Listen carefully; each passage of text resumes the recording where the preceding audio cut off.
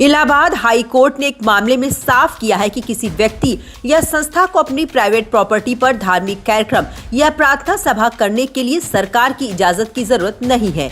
यह अधिकार संविधान के तहत एक मौलिक अधिकार है।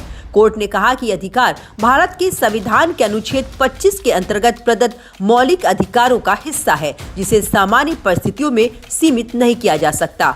यह आदेश न्यायमूर्ति अतुल श्रीधरन और न्यायमूर्ति सिद्धार्थ नंदन की खंडपीठ ने मरानाथ फुल गॉस्पेल मिनिस्ट्रीज और इम्मानुएल ग्रेस चैरिटेबल ट्रस्ट की याचिकाओं पर सुनवाई करते हुए दिया है। और अब पूरे मामले पर भी नजर डालते हैं। दो ईसाई संस्थाएं अपने निजी परिसर के भीतर प्रार्थना सभा आयोजित करने की अनुमति मांग रही थी।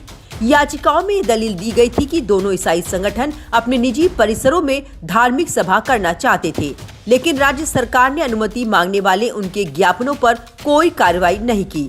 याचिकाकर्ता का तर्क था कि निजी संपत्ति में धार्मिक गतिविधि पर रोक लगाना मौलिक अधिकारों का उल्लंघन है। कोर्ट ने इस तर्क से सहमति जताते हुए प्रशासनिक कार्रवाई को अनुचित ठहराया। कोर्ट ने कहा कि यह अधिकार भारत के संविधान के अनुच्छेद 25 के अंतर्गत प्रदत्त मौलिक अधिकारों का हिस्सा है।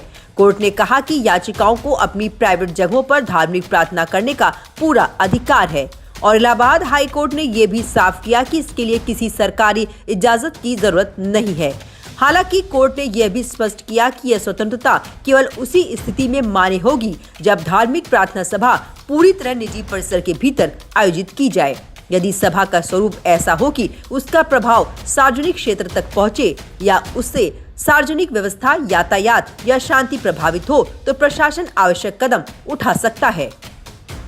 इलाहाबाद हाई कोर्ट का ये निर्णय भविष्य में धार्मिक स्वतंत्रता से जुड़े मामलों के लिए एक महत्वपूर्ण नजीर माना जा रहा है। इससे ये स्पष्ट संदेश गया है कि निजी जीवन और निजी संपत्ति में संविधान द्वारा प्रदत्त अधिकारों का सम्मान किया जाना चाहिए, बशर्ते वे सार्वजनिक शांति और व्यवस्था को प्रभावित न करें।